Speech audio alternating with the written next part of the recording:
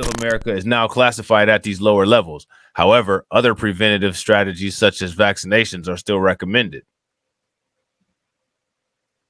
So now we're at the what to know part. Okay. We are now at the what to know part.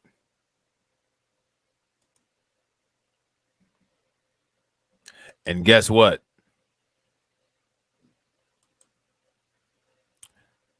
We will get into that tomorrow.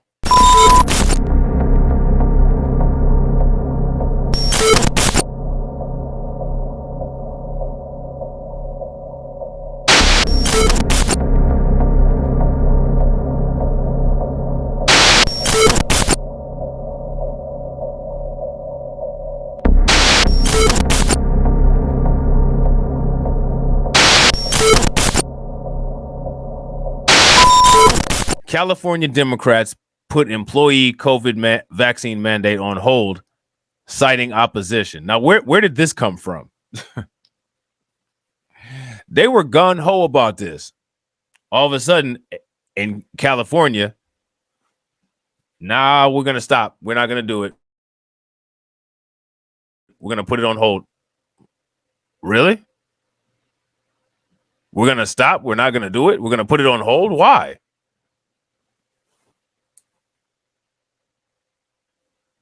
That's interesting. That's interesting, isn't it?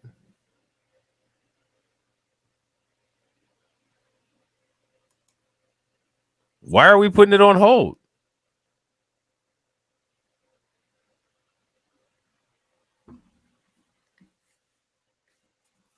Does that make any sense?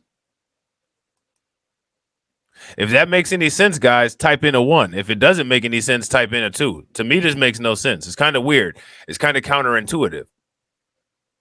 And I don't trust counterintuition when it comes to the United States government. There's always some shade behind it. California Democrat puts employee COVID vaccine mandate on hold, citing opposition. So they're putting it on hold simply because there's opposition.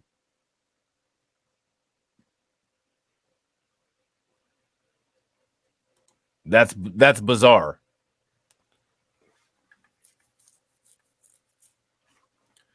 California Democrats are holding a bill that would have mandated COVID-19 vaccine for employees, citing opposition from public safety unions.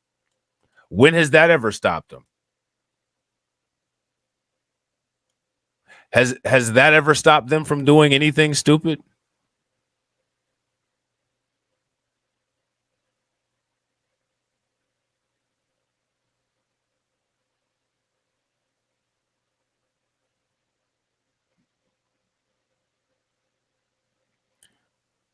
Has that ever stopped them from doing anything stupid?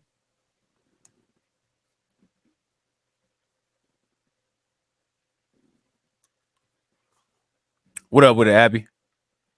Couple of reasons: fake COVID time off and fraud. People were about to strike because of the mandatory shot shit. Yeah.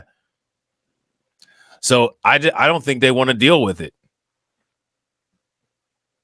It got too ridiculous here. Yeah, I bet it did. I bet it did.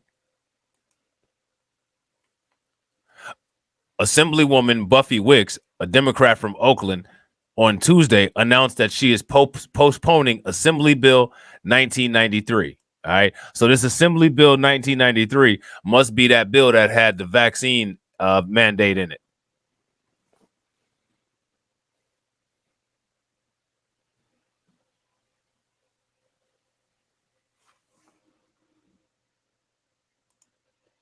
Which would require workers to provide proof of COVID-19 vaccination by January 1st of 2023. Workplaces that do not follow the mandate would face penalties from the state.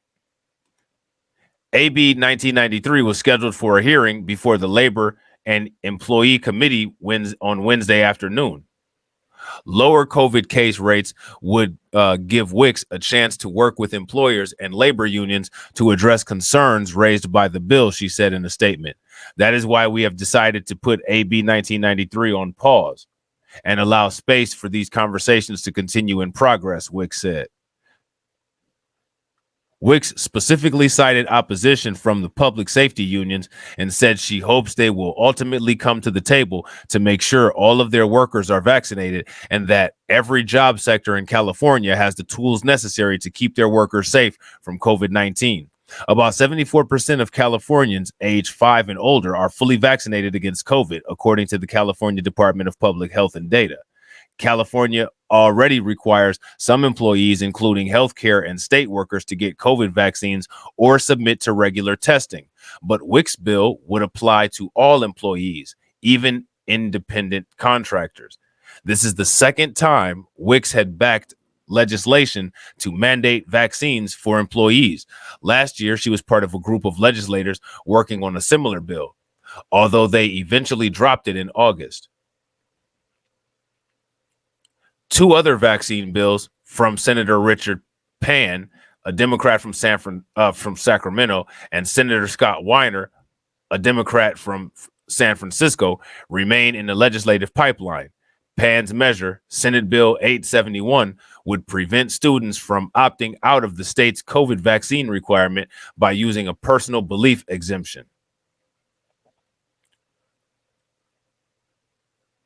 Weiner's legislation, Senate Bill 866, would allow children age 12 and older to get vaccines without parental consent. I mean, so they're just trying to bypass the parents. How do you guys feel about that?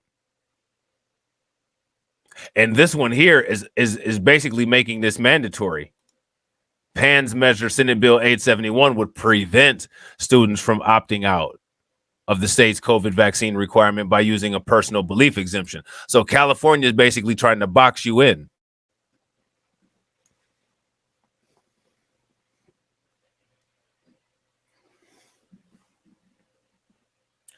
So my question is, how are people in California feeling about this?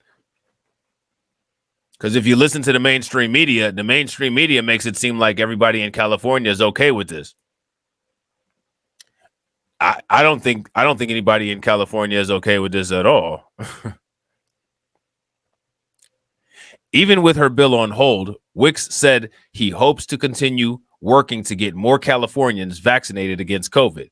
Vaccines and vaccine requirements remain a critical tool for moving from pandemic to endemic, Wicks said.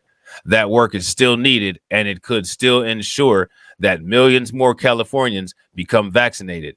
We will continue to monitor new variants and waves, engage with stakeholders on all sides, listen to our public health experts, and be prepared to take action to keep our workers safe and our economy moving. I mean, I don't know how locking down anything is helping the economy move. I don't know how that's doing anything, but okay.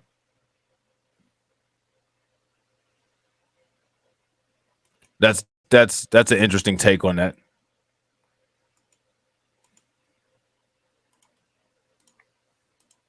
What do you guys know about BA2? Sounds like a robot from Star Wars that be polishing Luke Skywalker's lightsaber, doesn't it? Well, it's not. It's the new variant of C19.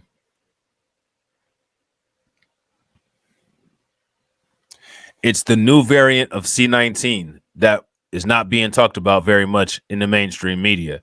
And if you guys can, please make sure you smash that like button. If you're able to share this to your social media, please share it to your social media.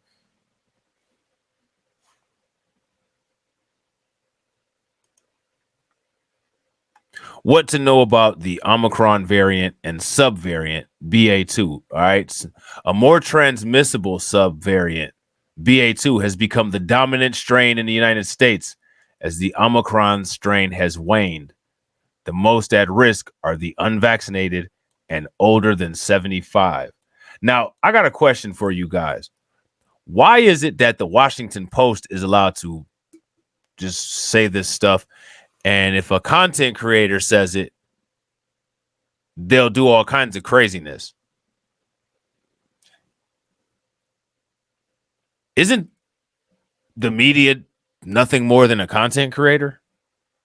What's the difference between a content creator and the media?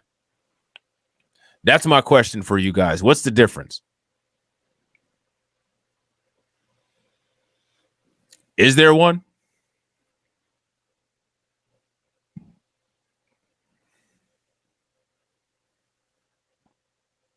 And if you guys haven't subscribed to all of my backup channels, please make sure that you do. Just hit the About page, go down the line, subscribe to all those bad boys. Also,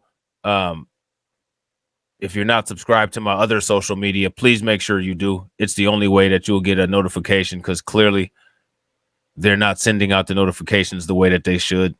And remember, guys, at the beginning of every video, we're going to take a survey to see if everybody got the notification. Okay. I guarantee you YouTube doesn't give a shit, but at least we'll know.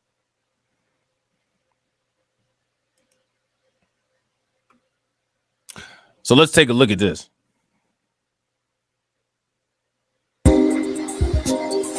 These are our sales by product, by region. You can actually see. So we got to deal with this nonsensical ad. We got 2 seconds left. Spiking across Asia and Europe. All eyes are on the United States. Now, did you guys hear that? This is what I'm saying. This is what I'm saying, y'all.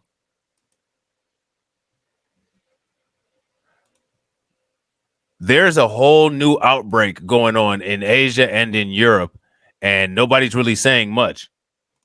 With COVID-19 cases and hospitalizations spiking across Asia and Europe, all eyes are on the United States, as another coronavirus wave could be on the horizon.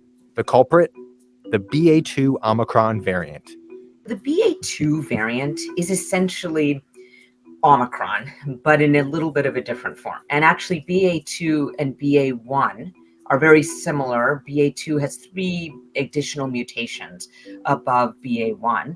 And BA1 is the one that we really paid attention to when the Omicron surge really started happening. The highly contagious BA1 variant was devastating for the United States, setting new records in cases and hospitalizations. Early research indicates that the BA2 variant is equally, if not more dangerous. It doesn't look like BA2 is more virulent than BA1 or cause more severe symptoms. So BA1, so BA2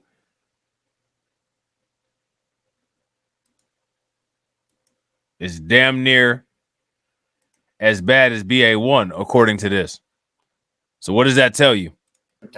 And those studies are large studies out of the UK, Denmark, and now Qatar. But it does look like there was a recent paper from Qatar that shows that probably BA2 is more transmissible than BA1. Waning vaccine protections and a more transmissible virus may sound like a recipe for disaster, but there is a silver lining here. Our adaptive immunity, made up of our B cells and T cells, has never been stronger. Now, antibodies are our first line of response, but they always go down with time. 4 months after your last booster, the antibodies are going to come down with time. Luckily, we have B cells and T cells. So what do? T cells help prevent severe disease. T cell immunity is absolutely intact from the vaccines across all of the variants so far, including Omicron, including BA2. So our protection against severe disease should be essentially there if we developed a good T cell response. And then what do B cells do? T cells help B cells make more antibodies in the future. It's because of these B and T cells that we may not need an additional booster to fight off BA2. I think it's very clear that our 3 shots worked well against Omicron. It was true, we had to have higher levels of antibodies, so that 3rd shot really was important to get us over Omicron because we needed higher levels of antibodies. But that doesn't mean that no one's going to need a 4th shot. I think who's going to need a 4th shot are older people who are at risk for a severe breakthrough. We're never going to be able to eradicate the virus. It's not our fault. We will see variants. But if we have high levels of immunity and if we have treatments for those who don't mount a good immune response, then even whatever variant comes our way, we can work on it with those 2 tools. And so this is yet another phase of what's called endemic management.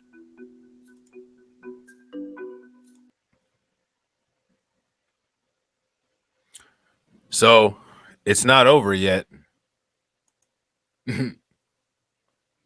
It's not over yet. After emerging in November, the Omicron variant spread rapidly across the globe because of mutations that allowed it to evade some of the immunity produced by vaccinations and previous infections. In midwinter, tens of millions of people in the United States, many of them fully vaccinated and boosted, were infected by Omicron.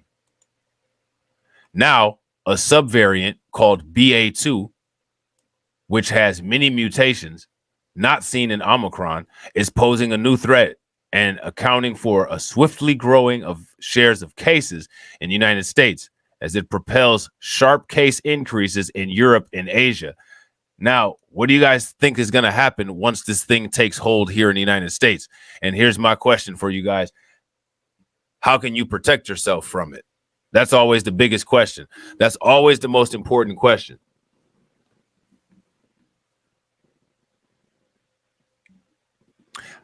What is everybody's plan to protect themselves and their families from this? How you guys going to do it? Preliminary research suggests that BA2 is at least 30% more transmissible than Omicron. So what does that say? What does that tell you? What do we need to be doing? It's 30% more transmissible. What does that mean?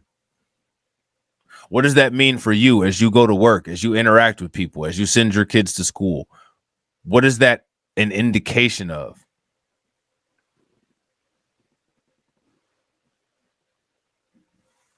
That's the question. The Center for Disease Control and Prevention estimated that as of March 19th, BA2 accounted for 35% of new infections. The genomics company Helix, analyzing more current data, put its own estimate at 70%. Both estimates show a steady rise towards dominance of the subvariant.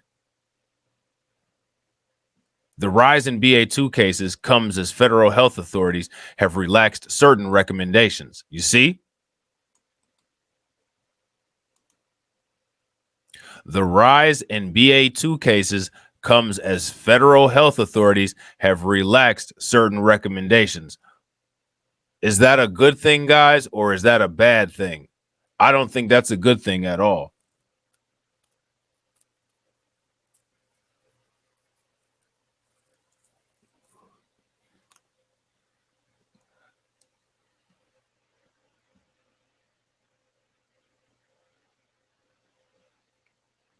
To me, that's an invitation for everything to get locked right back down.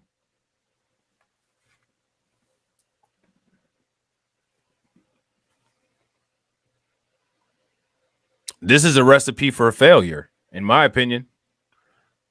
On February 25th, the CDC updated its mask guidelines, which no longer recommends masking for people in indoor public spaces in counties with low to medium levels of C19 community transmission and hospitalization.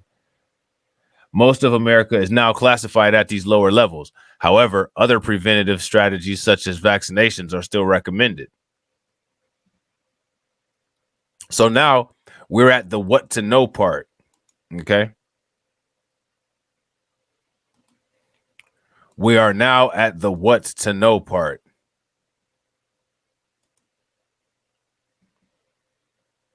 And guess what?